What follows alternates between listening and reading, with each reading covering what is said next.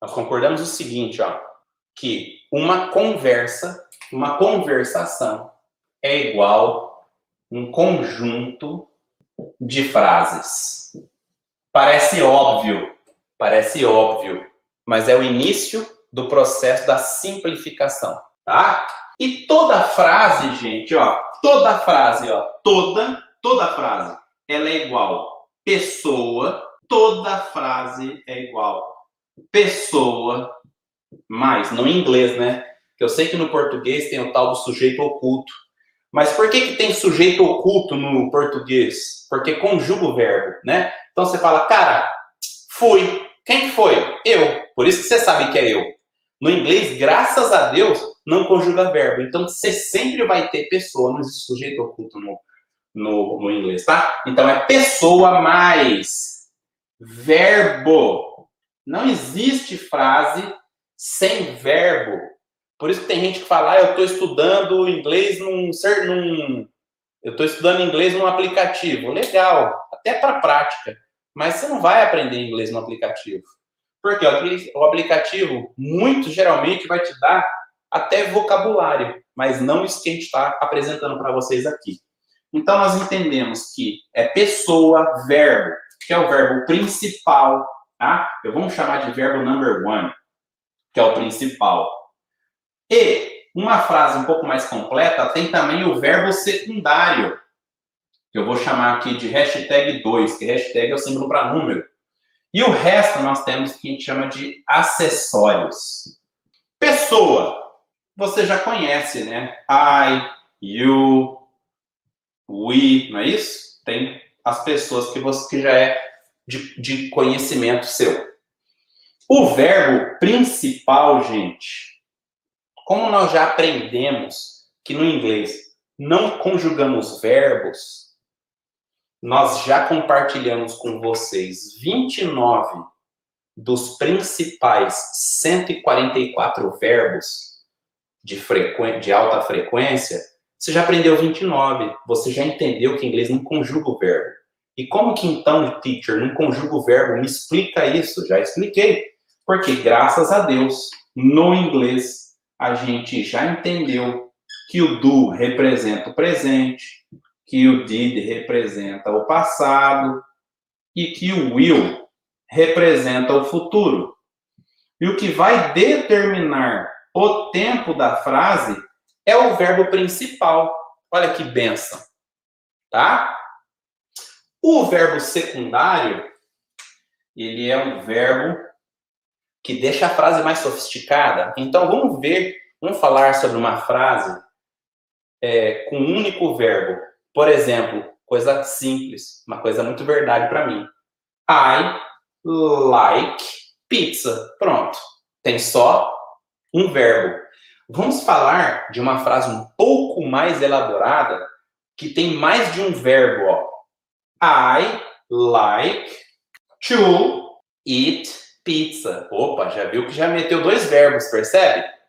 E os acessórios são o quê? Vocabulários. O acessório nessa frase que eu falei agora é a famosa pizza.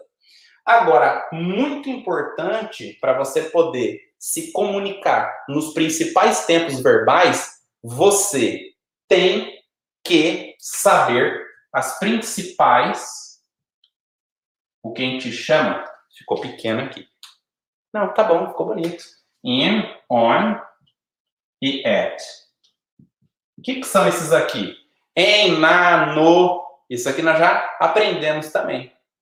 O in, ele é totalmente genérico. Por exemplo, nós já aprendemos que isso aqui, essas preposições, é para tempo e para lugar. Location, tá? Então, vamos falar sobre tempo. Meu aniversário é em janeiro. É genérico, ó. Eu vou usar o in. Eu moro em Orlando, ó. Ou seja, eu vou usar o in, porque ele é genérico. O on, ele já é um pouco mais específico.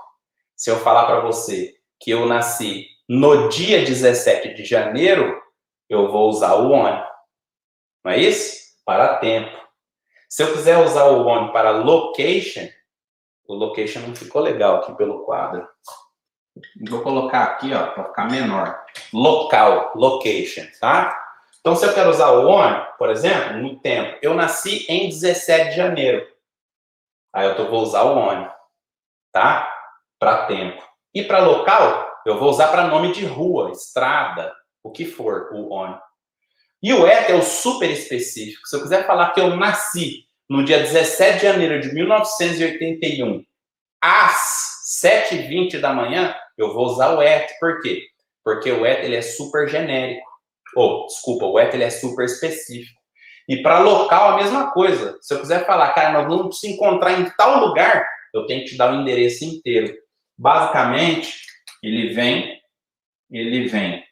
de genérico para super específico. E vocês também, juntamente comigo, apresentei para vocês o from. From, ele é para origem, não é isso? Exatamente, teacher. É exatamente isso. Ele é a origem.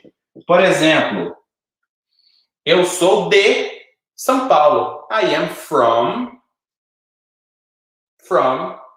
São Paulo. Só que em 2014, eu mudei to o quê? To é destino. To Orlando. Ele é o destino. Destiny. Percebe? Então, assim, to aqui e um to aqui. Sim, esse to é para separar sempre o verbo principal de um verbo secundário. E esse to é para destino. É muito simples, tá bom? Então, vamos lá. Não pode perder o raciocínio, tá? Vocês também aprenderam os 5 principais WHs para você sair do estado da limitação. Como assim, teacher, estado da limitação? Olha só. I love my family. Pergunta, do you love your family? É limitado porque só tem 2 opções. Yes, I do, or no, I don't. Tem família que é difícil amar, né, gente? Mas tem que amar, tá bom? Mesmo aquela pessoa sendo difícil, né? Mas aí, por que o WH tira do estado da limitação? Porque ele dá para você o poder,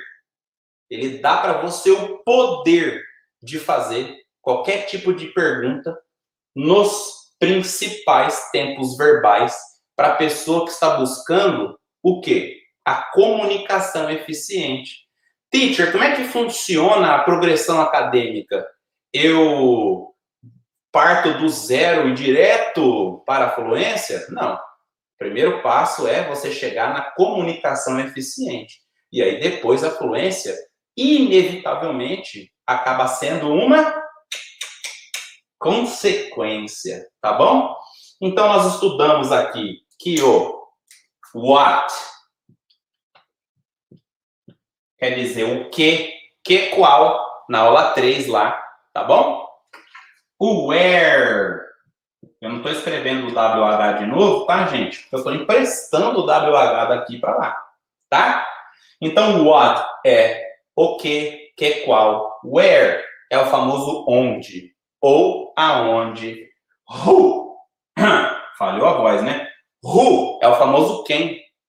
Se eu pergunto quem é o seu principal, quem é o seu favorito cantor, você não pode usar o what, por quê? Porque o what é para situação, é para coisa. Você vai usar o who quando você vai falar sobre pessoas, tá bom? Aí nós temos o when. When, que quer dizer o quê? Quando.